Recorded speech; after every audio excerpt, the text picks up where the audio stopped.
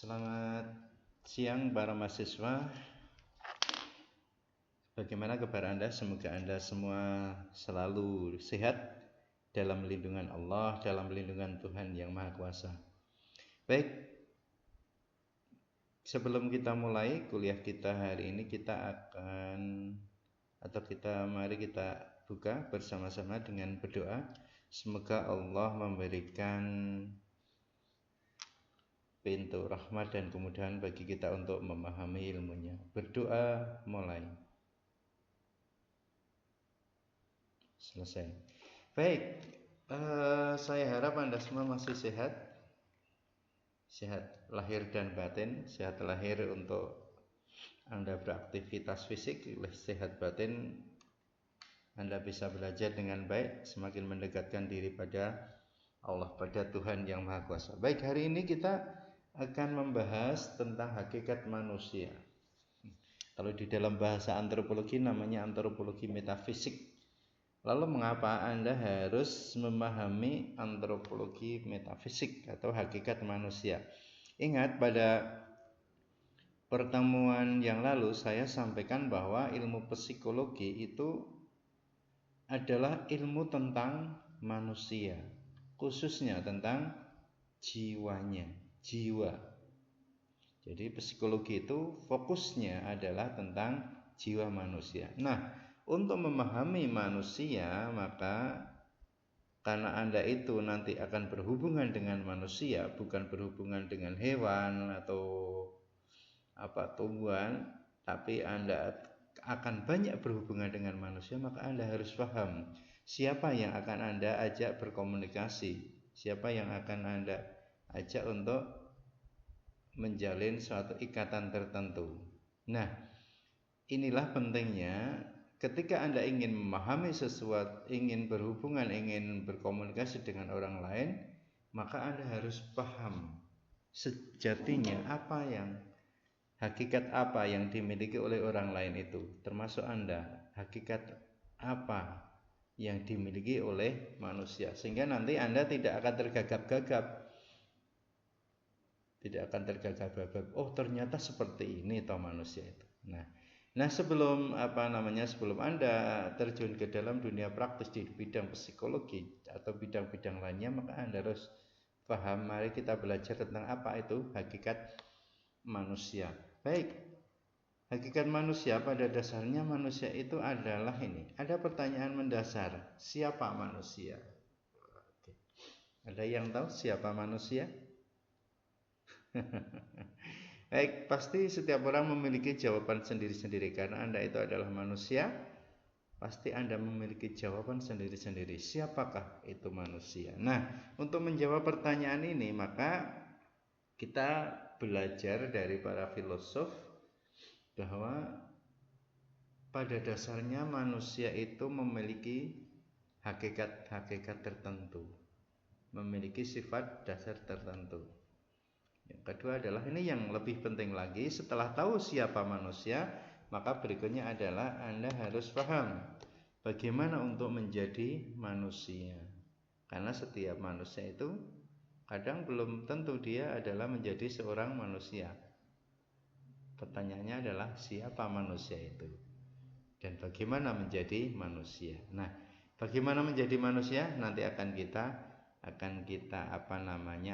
kita bahas supaya kita menjadi manusia. Setelah kita menjadi manusia dalam tanda petik, maka kita akan menjadikan manusia lain itu menjadi manusia. Nah, ini adalah tugasnya ilmu psikologi salah satunya.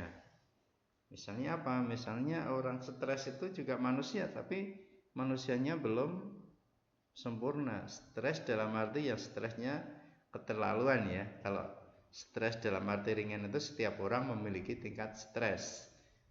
Tapi stres yang keterlaluan itu nanti akan mengurangi hakikat dia menjadi seorang manusia. Sehingga Anda ketika bertemu dengan orang-orang seperti itu, Anda harus mampu menjadikan dia itu manusia kembali. Nah, ini tugas berat Anda. Oke. Baik, para mahasiswa yang saya cintai, sudah siap? Nah, Untuk memahami manusia, untuk mengerti siapa manusia, maka kita harus tahu bagaimana sejarah manusia itu. Nah, sejarah dalam arti ini adalah ini, bahwa manusia itu rata-rata dari kita itu sadar akan perubahan. Kita itu sadar bahwa akan perubahan. Manusia itu pasti berubah. Manusia pasti akan berubah. Sebagai makhluk ciptaan Tuhan, manusia yang normal tentu sadar bahwa dirinya akan berubah. Nah, di dalam perubahan itu nanti ada banyak kasus, termasuk Anda, termasuk saya, bahwa masa lalu kita itu bagi banyak orang, bagi diri saya, misalnya masa lalu saya itu memiliki makna khusus. Dan Anda juga, saya juga sangat yakin Anda juga memiliki makna-makna khusus atau kenangan khusus terhadap masa lalu. Mungkin bagi Anda yang sekarang memutuskan untuk menjadi anggota jomblo, jombloan, jomblowati, atau tidak ingin belum ingin menikah atau belum ingin memiliki pasangan, pasti ada sesuatu makna khusus tentang pengalaman masa lalu Anda. Dan ini masa lalu Anda ini, karena Anda maknai secara khusus, maka nanti akan menentukan apa yang akan terjadi, apa yang akan Anda lakukan masa depan. Nah, ini luar biasa. Maka nanti konsep masa lalu ini juga digunakan oleh para psikolog, oleh para trainer dan lain sebagainya untuk membangun image, untuk membangun semangat untuk menatap masa depan yang lebih baik. Demikian juga orang yang lupa itu, misalnya dia amnesia atau dia lupa akan banyak hal, tapi kemudian para psikolog, para orang-orang tertentu menggunakan masa lalu untuk mengembalikan ingatan dia, sehingga dia akan menjadi manusia yang normal kembali. Nah, inilah pentingnya masa lalu. Maka masa lalu itu penting. Masa lalu itu sangat penting bagi Anda. Jangan dihilangkan, ya. Masa lalu itu jangan dihilangkan, tapi disimpan dengan baik-baik.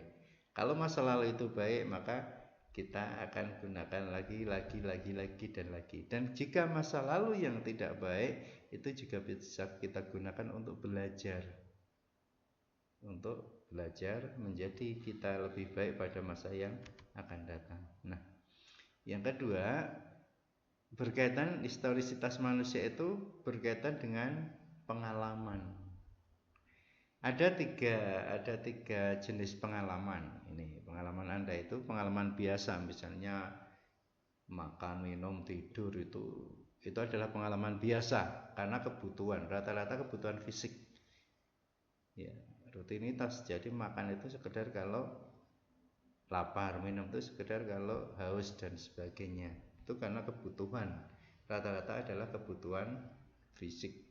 Ini pengalaman biasa. Ini juga dialami oleh hewan, tidak hanya manusia. Kalau Anda, saya yakin, kalau Anda mungkin sehari makan 2-3 kali atau bahkan ada yang 5 kali, itu adalah pengalaman biasa karena kebutuhan makan. Yang kedua adalah pengalaman prafilosofis. Apa maksudnya? Bahwa pengalaman prafilosofis ini muncul karena Anda merasa bertanggung jawab dalam menghadapi dunia. Misalnya apa? Perasaan cinta. Ya, Anda itu merasa karena ada tanggung jawab untuk menghadapi dunia, sehingga Anda harus membutuhkan cinta. Gembira, benci untuk menyikapi sesuatu, berarti menghadapi dunia. Sedih untuk dalam hal menghadapi hal tertentu. Ini adalah pengalaman prafilosofis. Ini adalah yang menarik. Nanti ini akan dikaji di dalam ilmu psikologi dan sebagainya, bahwa ada pengalaman prafilosofis tertentu yang dimiliki oleh orang per orang. Karena apa? Sebetulnya adalah karena orang tersebut atau tanggung jawab tanggung jawab orang tersebut dalam menghadapi dunia. Jadi Anda cinta itu sebetulnya bukan sekedar perasaan cinta, tapi itu adalah, kalau di dalam ilmu antropologi itu adalah lebih tinggi nilainya. Kenapa? Karena Anda merasa bertanggung jawab menghadapi dunia dengan cinta, dengan gembira, atau dengan benci, atau dengan sedih, dan lain sebagainya. Nah, yang ketiga, pengalaman manusia itu adalah pengalaman filosofis. Nah, ini nanti yang akan diolah lebih lanjut di dalam ilmu psikologi, bahwa pengalaman Anda itu, pengalaman seseorang itu secara filosofis bagaimana? Yakni dia merenungkan masa lalunya, masa kininya, dan kemudian untuk merancang masa depan. Dan ini pengalaman filosofis ini tidak mampu dilakukan oleh makhluk lain selain manusia. Kalau prafilosofis masih hewan tuh masih ada rasa cinta, rasa gembira, dan sebagainya. Tapi hewan itu tidak bisa merenungkan masa lalunya, nggak ada. Misalnya kucing itu masa lalunya dia putus dengan pacarnya sesama kucing, kemudian sekarang sedih atau bahkan bunuh diri, itu nggak ada. Karena apa? Pengalaman itu ada dorongan insting. Tapi kalau manusia enggak. Kadang manusia itu pengalaman masa lalu, misalnya putus cinta, itu sampai sekarang masih terngiang-ngiang. Iya, bahkan banyak yang bunuh diri, atau banyak yang tidak mau menikah. Karena apa? Karena pengalaman masa lalu akan cinta itu jelek.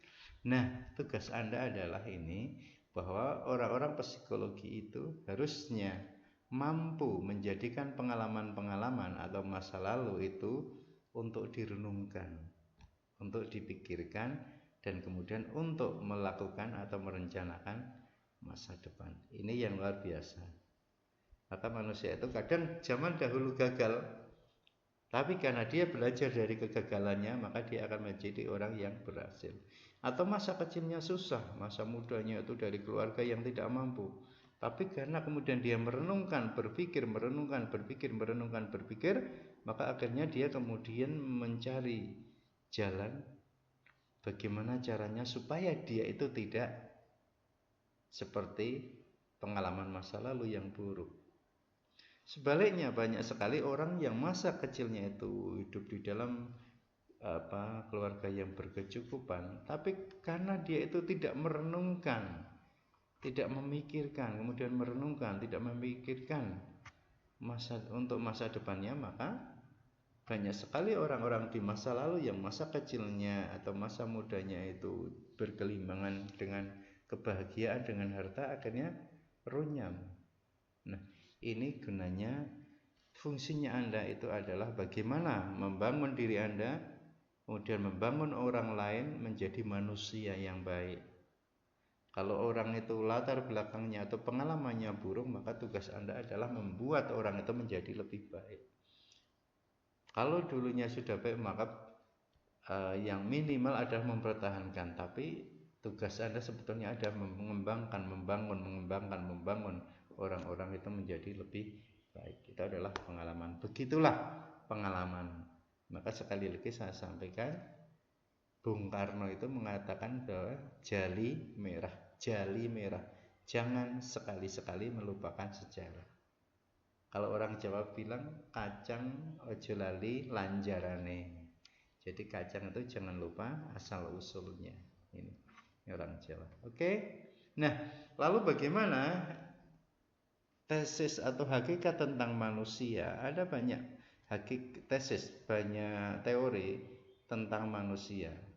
Yang pertama adalah bahwa manusia itu pada dasarnya adalah homo mechanicus atau mesin. Jadi manusia, Anda itu, saya itu pada dasarnya adalah mesin yang memiliki fungsi mekanis atas jiwanya. Sehingga kita itu bisa bergerak secara otomatis. Ada refleks, mampu merekam peristiwa, mampu membayangkan wajah seseorang, mampu melihat kemudian merespon ketika kuliah antropologi, mampu merespon bau dan sebagainya, mampu menghindar ketika ada sesuatu yang membahayakan. Ini adalah homo mechanicus. Tapi kelemahannya adalah bahwa manusia itu sangat tergantung pada jiwa dan fisiknya. Sehingga jiwa dan fisik itu meski memiliki fungsi yang mekanis, tapi jiwa dan fisik itu juga mengandung kelemahan. Yang kedua adalah homo ludens, bahwa pada dasarnya manusia itu adalah suka bermain. Nah, bermain manusia itu sebetulnya adalah sifat hakiki, sifat orisinil manusia. Anda lihat anak-anak kecil itu bagaimana mereka bisa tertawa lepas, ya enggak? Itu bisa lari ke sana kemari dan lain sebagainya, kemana-mana tidak pakai sandal. Itu apa? Karena itu adalah orisinil. Itu orisinil, sifat asli hakiki dari manusia. Sebaliknya kalau orang tua itu bermain, Anda misalnya lihat sepak bola ya. Lihat sepak bola itu antara tribun VIP dengan antara tribun dengan VIP itu beda ya. Kalau orang orang di tribun itu bersorak-sorak wah gitu dengan bebasnya. Coba, tapi Anda amati di VIP itu. Di VIP itu tepuk tangannya aja gini. Nah, senyumnya dibuat-buat, itu tidak orisinil. Ini maka sebetulnya kita itu adalah makhluk orisinil. Maka nanti di dalam proses pembelajaran, kalau pembelajaran PAUD atau tingkat menengah ke bawah itu biasanya menggunakan permainan. Karena apa? Karena pada dasarnya permainan itu orisinil dan itu biasa dilakukan oleh manusia, dilakukan oleh orang, sehingga itu akan mudah, akan mampu untuk memahamkan manusia terhadap sesuatu. Nah, nih. Kemudian yang ketiga adalah homo sapiens. Homo sapiens itu apa? Bahwa manusia itu mampu melakukan cipta, ide, rasa, dan juga karsa. Karsa itu perbuatan. Maka homo sapiens itu adalah bagaimana manusia itu mampu menggunakan akal untuk merespon segala hal yang ada di dalam maupun di luar dirinya. Inilah yang membedakan manusia, yang banyak diketahui oleh umum, bahwa perbedaan manusia dengan yang bukan manusia itu pada apa? Akalnya, pada kemampuan untuk mencipta rasa dan karsa. Itu homo sapiens. Nah, yang keempat, bahwa hakikat manusia itu adalah homo resentis, peka baik fisik maupun non fisik. Kalau Anda duduk di tempat yang panas itu biasanya kemudian Anda peka, kemudian Anda menutupi rambut atau menutupi muka atau menutupi tangan atau pakai hand body dan sebagainya. Itu fisik. Atau peka terhadap non fisik. Kalau ada seseorang yang melihat Anda dengan melotot, nah misalnya, Anda pun akan merasa marah atau merasa aneh. Nah, ini juga. Atau ada orang yang tersenyum, mungkin Anda akan bereaksi, akan peka bahwa oh ternyata orang itu respect pada saya dan sebagainya. Ini homo resentis. Nah, itu nanti juga di dalam psikologi juga akan dilakukan tes-tes seperti itu. Yang kelima adalah bahwa manusia itu adalah homo volens, yakni manusia adalah makhluk yang berinovasi. Manusia itu pada dasarnya kreatif. Anda itu pada dasarnya kreatif. Apa? Mampu menemukan sesuatu yang baru. Banyak contohnya. Nah, yang berikutnya adalah homo economicus, bahwa manusia itu pada dasarnya ingin mendapatkan keuntungan dari banyak hal. Dan pada dasarnya manusia itu serakah, ingin menguasai orang lain. Ini ada naluri. Contohnya kan kalau pada kondisi normal itu banyak mahasiswa yang bagaimana mereka itu kuliah atau masuk kuliah dalam jumlah sedikit mungkin tapi mendapatkan nilai sebaik mungkin. Misalnya kuliahnya harusnya normalnya 14, dia kalau bisa bagaimana dia itu kuliah cukup 2, 3 tapi nilainya A. Kemudian serakah ingin menguasai orang lain. Nah, ketika tidak kuliah itu kemudian dia serakah, ingin menguasai orang lain. Contohnya apa? Dia minta tolong kepada orang lain untuk mempresensikan, menandatangan presensi. Itu adalah serakah, ingin menguasai orang lain demi keuntungan dirinya sendiri. Yaitu ada dasar.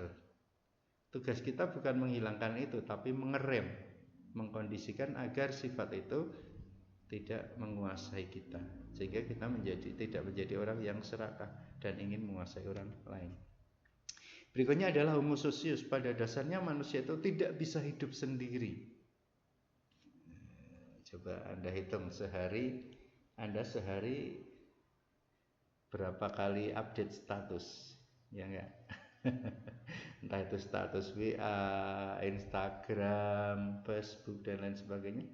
Dan coba ketika status Anda itu tidak ada yang melihat atau hanya di-read oleh orang lain atau tidak dikomen, kan Anda akan merasa sedih, ya enggak? Tuh, yang senyum-senyum tuh sering update status. Sehingga Anda itu sebetulnya keberadaan Anda itu, eksistensi diri Anda itu ingin diakui oleh orang lain. Nah ini kenapa? Karena itu adalah normal. Kalau Anda update status tapi kok nggak ada yang komen, itu sedih ya rasanya. Kemudian Anda bilang, aduh tidak ada yang peduli sama aku. Nah itu biasa, Anda kemudian menjadi sedih. Ya itu menunjukkan bahwa bahwa kita itu adalah orang yang tergantung pada orang lain. Oke, next, bahwa hakikat manusia yang ke-8 adalah homo viator. Jadi manusia itu tidak hanya mampu berinovasi, tetapi juga mampu mencari jati dirinya. Sehingga manusia itu tidak pernah merasa puas dengan kondisi sekarang. Kalau sekarang sudah punya sepeda, besok pengen punya motor. Sudah punya motor, pengen punya mobil. Sekarang sudah SMA, besok pengen kuliah. Setelah lulus S1 ingin S2, setelah itu ingin S3 dan sebagainya. Adalah tidak puas dengan kondisinya saat ini. Apa fungsinya? Tujuannya adalah untuk mencari jati dirinya. Jati dirinya itu apa? Sebelum seseorang itu menemukan jati dirinya, dia tidak akan pernah berhenti. Tidak akan pernah berhenti sampai dia merasa, oh itu jati diriku. Oke, ini berinovasi dan tidak pas dengan kondisinya saat ini. Berikutnya adalah bahwa ini yang sangat penting juga, bahwa manusia itu pada dasarnya adalah homo religius. Karena apa? Karena kalau di dalam ilmu filsafat itu bahwa 99% manusia itu tidak ilmiah. Kita hidup, manusia itu hidup itu 99% tidak ilmiah. Banyak sekali hal-hal yang tidak ilmiah, bahkan 99% itu tidak ilmiah. Ya enggak? Oke. Dan banyak sekali yang tidak rasional.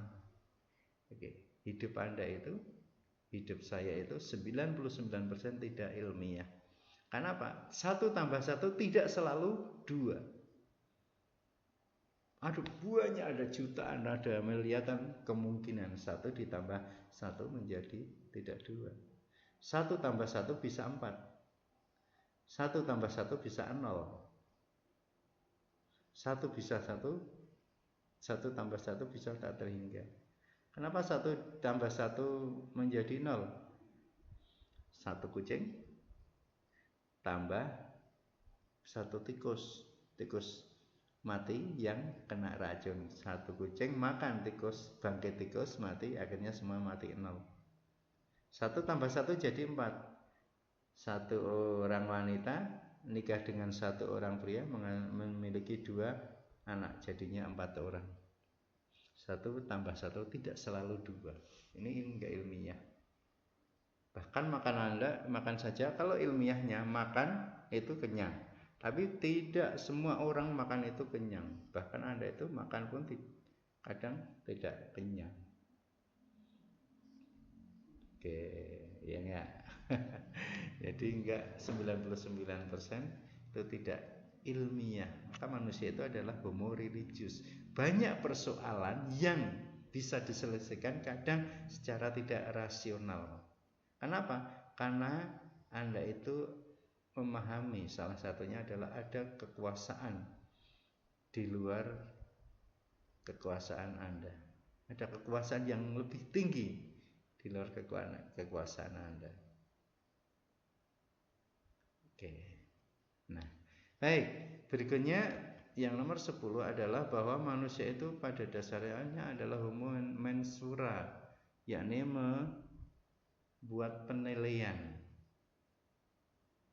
Jadi kebenaran itu Anda itu adalah manusia yang mampu menilai. Sehingga kadang apa-apa itu penilaian itu diserahkan atau berdasarkan ukuran kita. Kenapa? Karena memang kita itu pada dasarnya menilai, membuat penilaian. Oke. Yang berikutnya homo faber, yakni pencipta. Maka Anda itu sebetulnya diberi kekuatan untuk berkreasi. Supaya apa? Supaya hidup Anda itu lebih mudah. Anda menciptakan sesuatu itu supaya apa? Supaya menjadi hidupnya itu menjadi lebih mudah. Nah, yang terakhir adalah homo laborans, bahwa manusia itu pada dasarnya adalah makhluk budak. Budak apa? Budak demi mencukupi kebutuhan hidup Anda. Anda itu adalah pada dasarnya adalah makhluk pekerja. Makhluk yang bekerja. Nah, oke, itulah adalah hakikat. Ada banyak sekali hakikat tentang manusia, sehingga nanti dengan ini Anda akan mampu menilai siapa diri Anda dan juga siapa orang lain, sehingga nanti Anda tidak mudah terjebak dalam penilaian dalam memahami orang lain. Baik, para mahasiswa yang saya banggakan, saya kira kuliah kita cukup sekian. Semoga Anda semua sehat selalu. Kita tutup dengan berdoa mulai. Cukup. Assalamualaikum warahmatullahi wabarakatuh.